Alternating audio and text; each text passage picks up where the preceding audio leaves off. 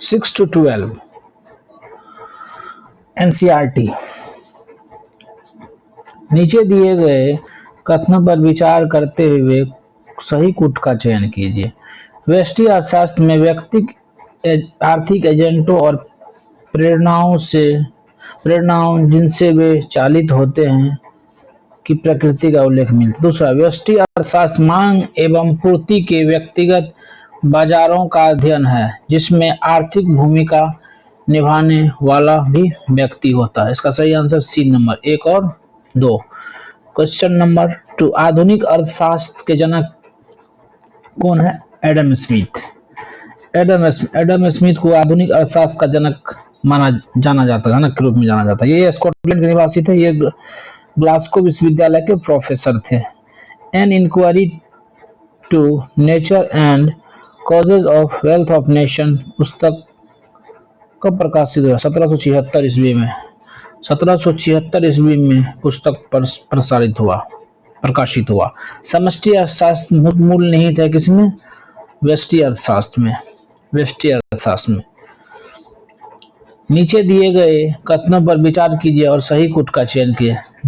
John Maynard Keynes की प्रसिद्ध पुस्तक का नाम the general theory of employment, interest and money ये हुआ, और इस पुस्तक का जो है प्रकाशन 1936 ईस्वी में हुआ। क्वेश्चन नंबर 6, अभिकथन है ए और आर विकल्प। अभिकथन ए, समष्टि अर्थशास्त्र का मूल व्यष्टि अर्थशास्त्र में निहित, एकदम सही बात है। इसके अंतर्गत बाजार में मांग एवं पूर्ति की शक्तियों के समस्त प्रभावों का अध्ययन करना पड़ता है। इसका सही आंसर होगा ए और आर दोनों सही है। समष्टि अर्थशास्त्र की विशेषताओं के संदर्भ में विचार कीजिए तथा सही कूट का। समष्टि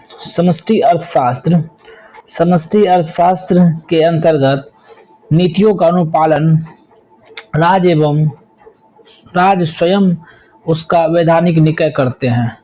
दूसरा, समष्टि अर्थशास्त्र के अंतर्गत निर्णयकर्ता द्वारा सार्वजनिक आवश्यकताओं की पूर्ति के लिए आर्थिक संसाधनों का परिनियोजन करने का निर्णय लेना पड़ता है। इसका सही आंसर होगा 1 और 2 दोनों।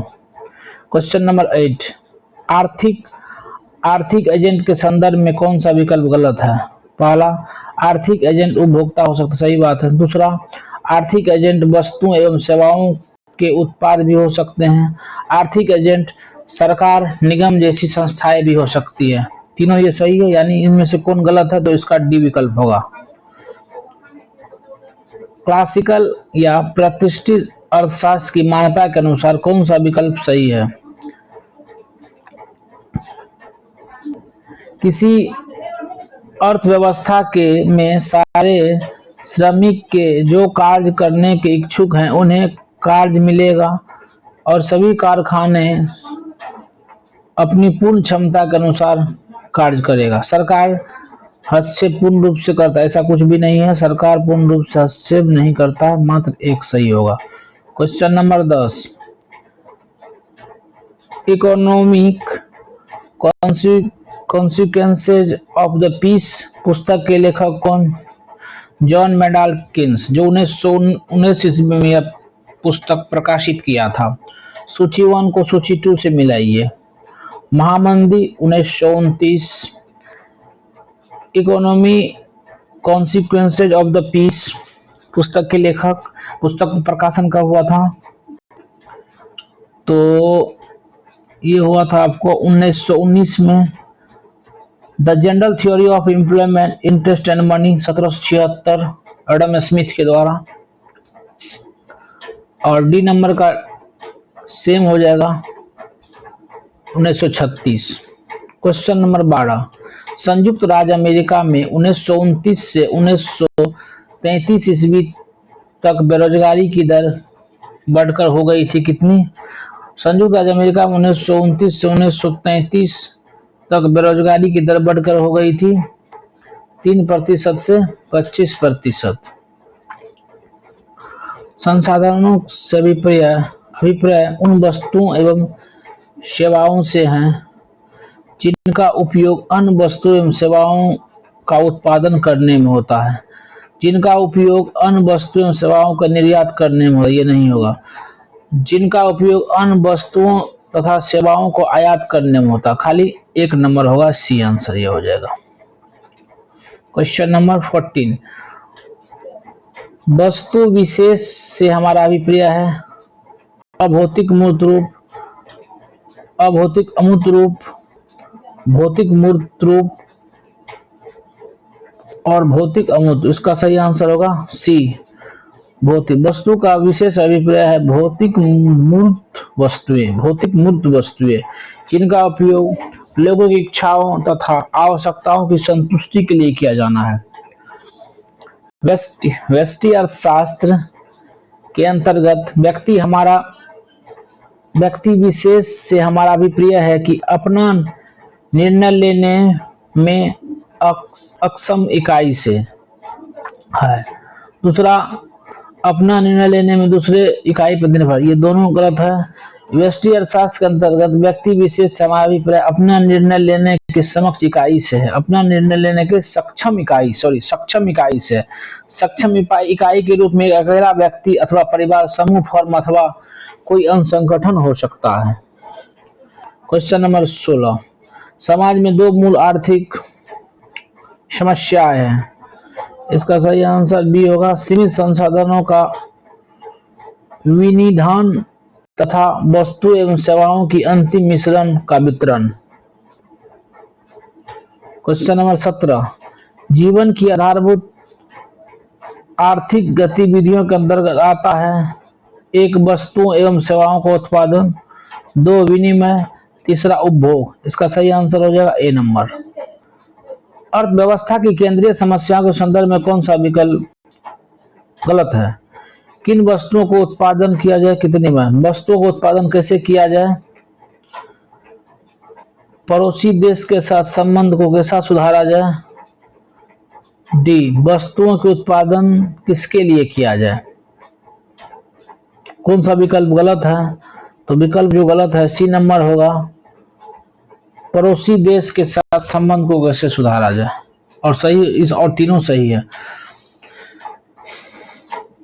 उपलब्ध संसाधनों तथा प्रौद्योगिक ज्ञान का उपयोग करके उत्पादित की जा सकने वाली सभी वस्तुओं एवं सेवाओं के संभावित संयोग के समूह को कहते हैं उत्पादन संभावन सेट। उपलब्ध संसाधनों तथा प्रौद्योगिकीय ज्ञान का उपयोग करके उत्पादित की जा सकने वाली सभी वस्तुओं एवं सेवाओं के संभावित संयोग के समूह को कहते हैं उत्पादन संभावना सेट। अवसर लागत से क्या तात्पर्य है? अवसर लागत से एक वस्तु की कुछ अधिक मात्रा प्राप्त करने के बदले दूसरी वस्तु की कुछ मात्रा का त्याग, अवसर मात्रा। क्वेश्चन नंबर 21, कपास। ये जो है ग्राफ पीपी यानी अनाज कपास, उपयुक्त पीपी यानी सीमांत उत्पादन संभावना वक्र। ये जो है इसका जो है ग्राफ है, ये सीमांत उत्पादन संभावना वक्र को प्रदर्शित करता है। केंद्रीकृत योजनाबद्ध अर्थव्यवस्थाओं के संदर्भ में कौन सा कथन सत्य है? सरकार या केंद्रीय सत्ता उस अर्थव्यवस्था के सभी महत्वपूर्ण क्रियाकलापों की योजना बनाती है, जो गलत है। किंतु विनिमय तथा उपभोग के संबंध में केंद्रीय सत्ता नहीं करता है, तो केंद्रीय सत्ता नहीं करता, नहीं, ये गलत होगा और ये सही होगा। सरकार या केंद्रीय सत्ता उस अर्थव्यवस्था के सभी महत्वपूर्ण क्रियाकलापों की योजना बनाती है। बाजार की व्यवस्था के सभी आर्थिक क्रियाकलापों का निर्धारण होता है। तो इसका सही आंसर हो जाएगा डी नंबर, बाजार की स्थितियों के अनुसार। किसके अनुसार? बाजार की स्थितियों के अनुसार। क्वेश्चन नंबर 24, बाजार अर्थव्यवस्थाओं का एक समूह है जिसमें आर्थिक अभिकर्ता। आर्थिक अभिकर्ता क्या होता है? मुक्त रूप से धन अथवा उत्पादकों का परस्पर निर्बाध, परस्पर क्या होता है? निर्बाध आदान प्रदान कर सकता है। नेक्स्ट क्वेश्चन है आपको 25।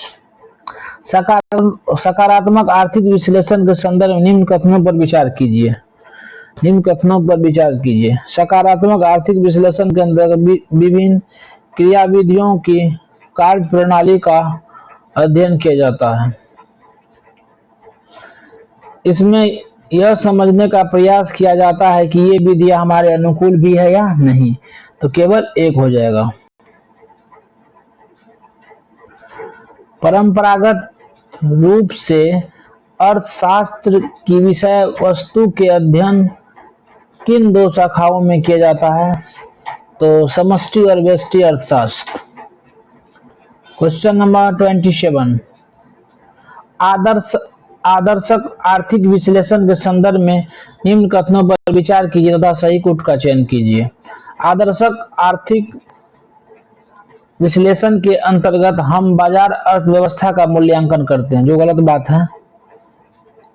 आदर्शक आर्थिक विश्लेषण से हम समझने का प्रयास करते हैं कि ये विधि हमारे अनुकूल है या भी नहीं। Question number 28। व्यष्टि अर्थशास्त्र के कथन कौन सा सत्य है? व्यष्टि अर्थव्यवस्था में कुल निर्गत का स्तर क्या है, जो गलत बात है। बाजार में उपलब्ध विभिन्न वस्तुओं एवं सेवाओं के परिप्रेक्ष्य में विभिन्न आर्थिक अभिकर्ताओं के व्यवहार का अध्ययन किया जाता है। इसका सही आंसर सी नंबर हो जाएगा, यानी 2। चलिए।